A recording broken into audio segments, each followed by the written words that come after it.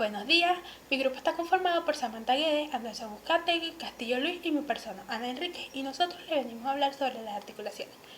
¿Qué es una articulación? Una articulación es una estructura que permite la unión de dos huesos o de dos huesos o de un hueso y un cartílago. ¿Qué es un cartílago? Un cartílago es un tejido elástico que evita el roce entre sí de los huesos y que estos se dañen. Para reforzar la unión de una articulación existen los ligamentos, que se fijan a cada extremo del hueso y se mueven gracias a los músculos que se insertan cerca suyo. En el cuerpo humano hay 366 articulaciones, de 86 en la cabeza, 6 en la garganta, 66 en el tórax, 76 en la columna vertebral y pelvis y 32 en cada miembro superior, dándonos un total de 64 articulaciones entre ambos miembros.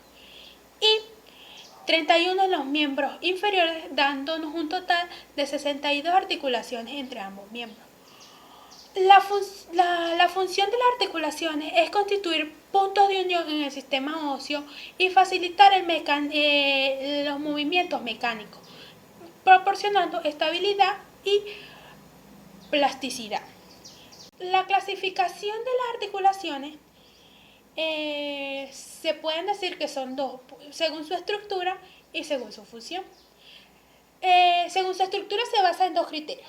El primero es la ausencia o presencia de un espacio entre los dos huesos que se van a articular. A este espacio se le conoce o se le denomina cavidad sinovial. Y el segundo criterio es el tipo de tejido conectivo que se va a usar para la unión de los huesos. Entre las articulaciones de estructuras encontramos las fibrosas, las cartilaginosas y las sinoviales. Las articulaciones fibrosas son aquellas que no tienen una cavidad sinovial, pero están conectadas con un tejido conjuntivo muy denso y muy irregular, pero rico en fibra de colágeno. Un ejemplo de esta articulación puede ser las suturas del cráneo. Entre las articulaciones fibrosas podemos encontrar las articulaciones de sutura, la sindemosis y la golfosis. Las articulaciones de sutura son aquellas que permiten la unión de todos los huesos del cráneo. La articulación sindemosis se caracteriza porque sus huesos están ligeramente más separados. Entonces, estas son unidas por ligamentos o por tejidos conectivos, pero mucho más denso y mucho más irregular que el tejido que es usado en la sutura. Las articulaciones golfosis. Estas son articulaciones inmóviles que son perfectas para el ensamblaje de dientes en el alvéolo maxilar. Las articulaciones cartilaginosas. Estas, al igual que las fibrosas, no tienen una cavidad sinovial y sus movimientos son leves o nulos, ya que estas están unidas por un tejido llamado hialino o por fibrocartílagos. Un ejemplo de esta puede ser la síntesis de la pubis. Estas articulaciones se puede encontrar articulación sincondrosis, la articulación sincondrosis y la articulación sinfisis. La sincondrosis es una articulación que está unida por tejido hialónico. Un ejemplo de esta puede ser la capa epifisiaria, que une al epífisis con la diáfisis de un hueso en crecimiento. La sínfisis, estas son todas las articulaciones que se encuentran en la línea media del cuerpo. Un ejemplo de esta puede ser la síntesis del pubis o también puede ser la articulación manubrio-esternal. Las articulaciones sinoviales, estas se caracterizan porque se caracterizan porque pueden realizar cualquier tipo de movimiento y porque tienen una cavidad sinovial. Estas están articuladas por una cápsula articular, por un ligamento o por un tejido. Las articulaciones según su función. Aquí encontramos la sinartrosis, la anfiartrosis y la diartrosis. La sinartrosis son todas aquellas articulaciones que no tienen movimiento. Un ejemplo de ella puede ser las suturas del cráneo. La diartrosis son aquellas articulaciones que tienen limitaciones al movimiento. Un ejemplo de esta puede ser la articulación tibia peronea distal. Esta está unida por un ligamento llamado tibia peronea anterior, que une a la tibia y al peroné y limita su movimiento. Esto se le llama anfiartrosis. Una diartrosis son aquellas articulaciones que tienen gran movilidad. Se dan en huesos largos y en cartílago articulado. Las articulaciones. El movimiento de las articulaciones va a depender de la forma de la articulación. Esta tiene un eje que permite que la articulación haga su movimiento. Podemos encontrar articulaciones planas, esféricas, en silla de montar, en bisagra, en bipote y en cordiales. En las articulaciones planas, esta permite que la articulación que el hueso se desplace en una superficie. Las articulaciones de bisagra es la que permite que el movimiento se haga en un eje vertical. Podemos dar como ejemplo a la articulación húmero-cubital, que permite que haya una flexión y una extensión. En pivote, esta tiene un eje longitudinal que permite que el movimiento que se realice sea una rotación. Un ejemplo de este puede ser las dos primeras vértebras de la columna. En cordillas, cordillas, este tiene un eje recto que permite que la articulación haga un movimiento, ya sea una flexión, una extensión, una aducción o una circunducción. Un ejemplo de esta puede ser la muñeca. En silla de montar, esta también realiza los mismos movimientos que las cordillas. Un ejemplo de esta puede ser los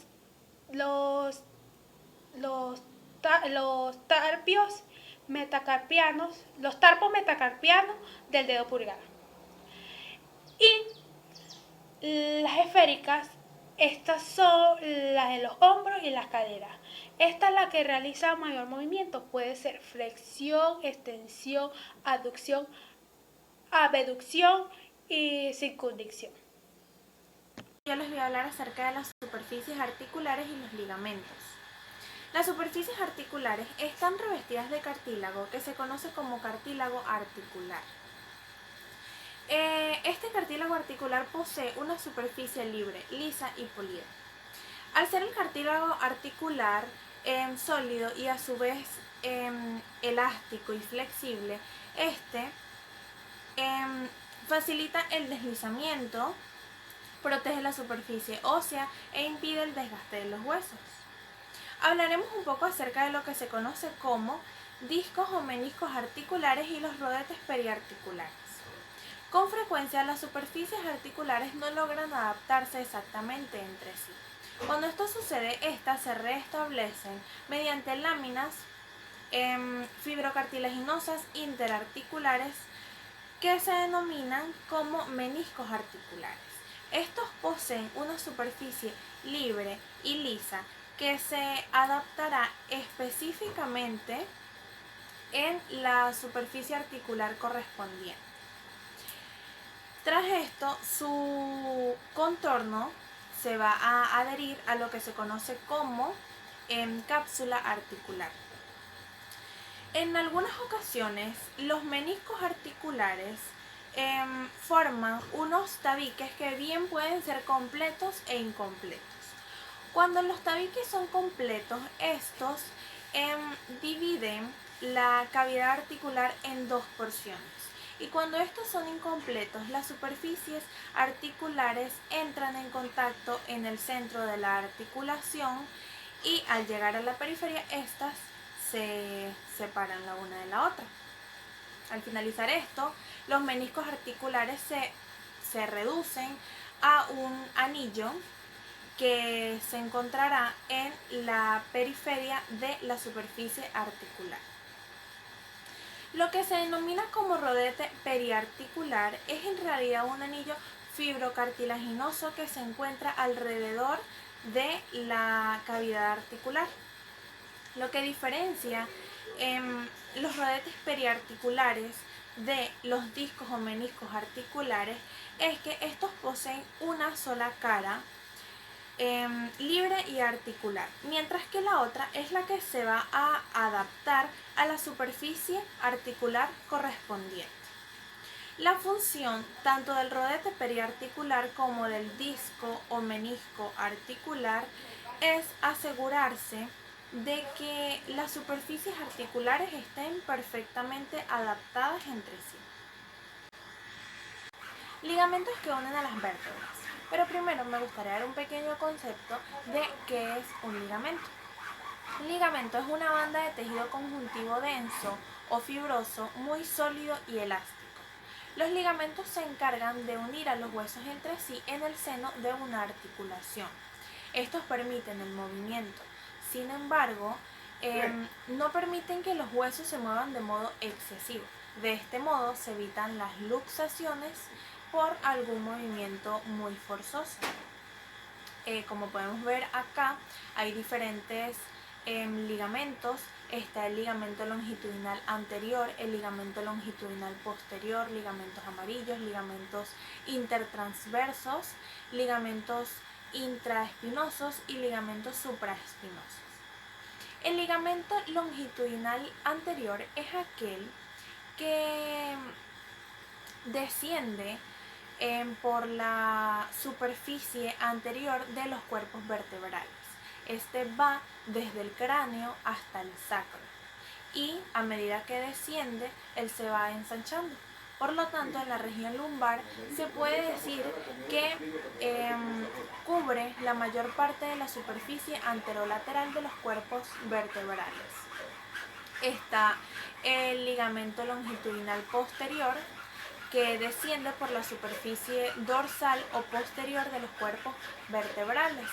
Este también va desde el cráneo hasta el sacro, pero a diferencia del ligamento longitudinal anterior, este es ancho pero acefálico, y a medida que él va descendiendo hasta los cuerpos vertebrales torácicos y lumbares, se va enangostando.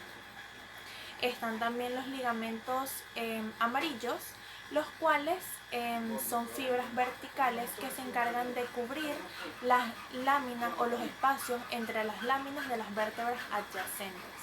Están los ligamentos intertransversos, que son conexiones fibrosas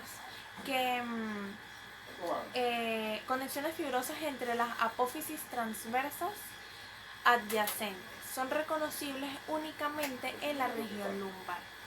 Están los ligamentos intraespinosos, los cuales son fibras que forman una membrana que se encarga de unir las apófisis espinosas adyacentes. Y por último está el ligamento supraespinoso, el cual se encarga de unir las apófisis espinosas. Gracias. Mi nombre es Anderson Uzcategui y voy a hablarles sobre la cápsula articular. La cápsula articular es una membrana animal que engloba toda la articulación e impide que los segmentos óseos se desplacen en exceso. La cápsula articular, junto con los ligamentos, se encarga de asegurar el contacto entre las superficies articulares. Sus características.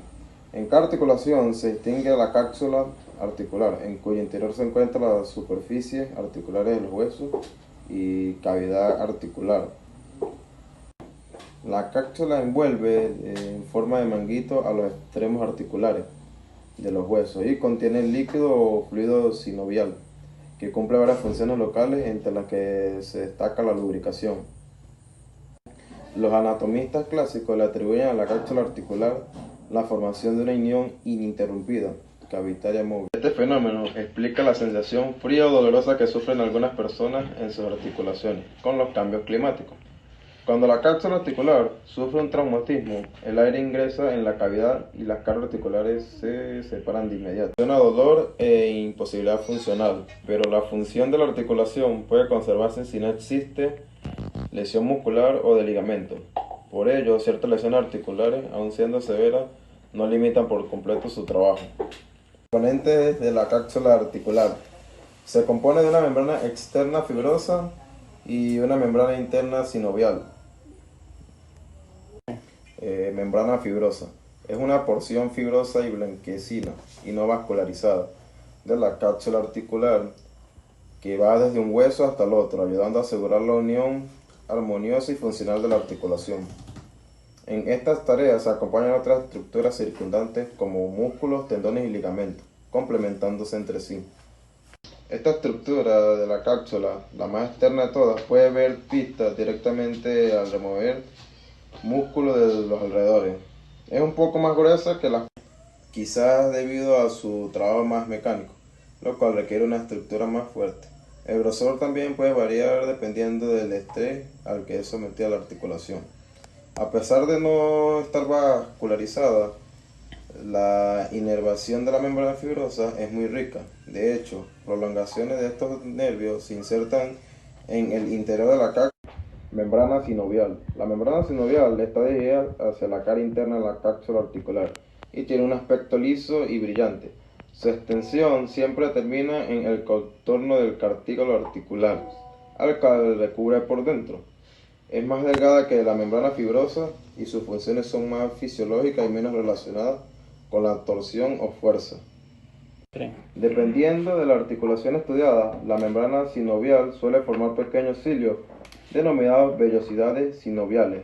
Asimismo, en regiones aisladas de la articulación se constituyen los pliegues sinoviales. Muchos de estos pliegues son ricos en sustancia grasa, pasando a llamarse pliegues adiposos. Amortiguación. El líquido sinovial sirve para lubricar las superficies articulares, como el aceite en un motor, y para amortiguar los impactos sufridos. Estos impactos no son solo traumáticos, ya que la función del aparato locomotor se considera ya un esfuerzo como el hecho de caminar. La sinovia en la rodilla no solo lubrica los cartílagos, sino que los protege a cada paso. Metabolismo. La sinovia participa en el metabolismo de los líquidos y ayuda en la disolución de elementos extraños a la articulación. Su alteración proporciona información valiosa sobre el estatus de la articulación cuando ésta es estudiada. La producción excesiva de líquido sinovial también es un hallazgo patológico que ayuda cuando se diagnostican enfermedades reumáticas. Estabilidad. Tanto la actividad pasiva como la activa depende de la cápsula articular. Esta tarea la realizan las membranas fibrosas y el aparato complementario. Limita los movimientos innecesarios y brinda soporte a la articulación. Es capaz incluso de minimizar los daños articulares gracias a la compensación de actividades entre las estructuras involucradas. Movimiento y posición. Una cápsula articulada sana favorece la movilidad normal de la articulación. Además, gracias a su generosa inervación, sirve para informar al sistema nervioso central acerca de la ubicación de la articulación y del cuerpo en general. Mi nombre es Luis Armando Castillo y yo les voy a hablar sobre los discos intervertebrales. Para comenzar, ¿qué son los discos intervertebrales? Son cada una de las almohadillas que separan la vértebra de la columna vertebral. Cada una forma un amortiguamiento cartilaginoso que organiza y permite el ligero movimiento de las vértebras y actúa como un ligamento que las mantiene unidas o juntas. El grosor de dicho disco varía en función de su localización. Así, a nivel lumbar mide 9 milímetros de grosor, a nivel dorsal 5 milímetros de grosor y a nivel cervical tan solo 3 milímetros de grosor. Pero lo que debemos tener en cuenta es que lo más importante es la proporción que guarda la altura del disco con la altura del cuerpo vertebral. Esa proporción guarda relación con la movilidad del segmento raquídeo, de forma que cuanto más grande sea la proporción, más móvil será el segmento. De ahí que la raquis cervical sea el más móvil, con una relación disco-corpórea de 2 a 5, situándose a continuación el lumbar con una relación de 1 a 3 y por último el dorsal, que es el menos móvil, con una relación de 1 a 5. Bien, desde un punto de vista fisiológico, el disco intervertebral se puede definir o dividir, mejor dicho, en tres regiones: el núcleo pulposo, el anillo fibroso y las placas de cartílago terminales. Ahora bien, ¿qué es el núcleo pulposo? Se dispone en el centro donde tiene una posición ligeramente posterior. Está formado por masa gelatinosa de materia mucoide muy hidrófilo, con un contenido en agua que oscila entre el 70 a 90% de agua, máximo en las primeras etapas de la vida, y que decrece a medida que uno avanza, o con la edad, mejor dicho, y un contenido de colágeno entre 15 a 20%, mayor en los discos cervicales y menor en los discos lumbares. El núcleo pulposo ocupa el 30% del 30 al 50% del área total del disco, siendo el mayor tamaño y la capacidad de aumentar contenido de agua en la zona cervical y lumbar. Los ganglios fibrosos son la parte periférica o anillo fibroso consiste en capas concéntricas de fibras de colágeno. Estas fibras tienen una orientación vertical en las capas más externas, por el contrario de las fibras de las capas internas. Presenta una disposición cada vez más oblicua, siendo esa oblicuidad cruzada en cada capa respecto a, a la capa contigua. Esta arquitectura le permite al disco soportar compresiones, no siendo tan idónea para resistir los cizallamientos. En la zona de lordosis, en la cervical y lumbar, el anillo es más grueso en la parte anterior que en la posterior. El agua también es el principal componente del anillo fibroso y representa del 60 al 70% de su peso. El colágeno constituye del 50 al 70% de su peso en seco. Y ahora, las placas terminales cartilaginosas. Son unas capas de cartílago de aproximadamente 1 milímetro de espesor que recubren la superficie del cuerpo vertebral hasta el reborde óseo que lo circunda. Histológicamente consiste en cartílago hialino y fibroso. Las placas terminales son las responsables de la nutrición del disco por difusión, actuando además como barreras físicas para evitar la intrusión del núcleo pulposo en el hueso trabecular de los cuerpos vertebrales. Muchas gracias.